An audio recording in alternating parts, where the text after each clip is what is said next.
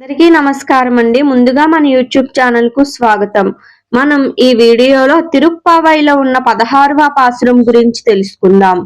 పాసురం: నాయగనాయ్ నింద్ర నంద గోపనుడయ కోయిల్ కాప్పానె కొడితొండ్rum తోరణ வாயில் காப்பானே மணிக்கதவம் தாழ் திறவாய் ஆயர் சியுமியரொம்முக்கு அரை பறை மாயன் மணிவண்ணன் நென்னலேவாய் நேரந்தான் தூயோமாய் வந்தோ துயிலெல்லப்பாடுவான் வாயல் முன்னம் மாற்றாதே அம்மா నీనేయ నిలై కదవం నిక్కెలోరెంబవాయ్.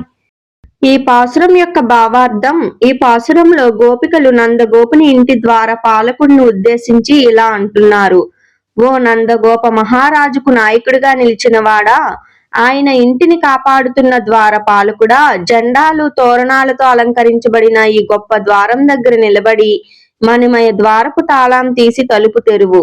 గోపికలమైన మాకు వ్రతానికి కావలసిన పరైని మాయామయుడైన నీలమణి వర్ణుడైన కృష్ణుడు నిన్ననే మాటిచ్చారు. అందుకే మేము పవిత్రంగా వచ్చి ఆయనను మేల్కొల్పి స్తుతించడానికి సిద్ధమయ్యాము. ఓ అమ్మా, ఇంకా మాటలు చెప్పి ఆలస్యం చెయ్యకు. నీ ప్రేమతో ఉన్న ఈ ద్వారాన్ని వెంటనే తెరువు. ఈ పాసురంలో గోపికలు కృష్ణుడిని నేరుగా కాదు, నందగోపుని ఇంటి ద్వారపాలకుడిని పిలుస్తున్నారు. ఇది భక్తిలో ఉన్న శాస్త్రీయ మర్యాదను చూపిస్తుంది.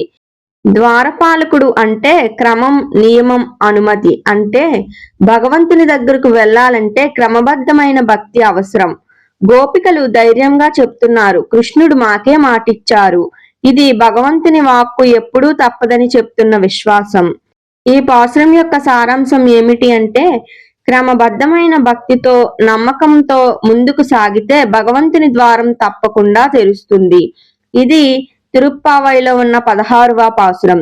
తరువాతి వీడియోలో మనం 17వ పాసురం గురించి తెలుసుకుందాం. ధన్యవాదములు.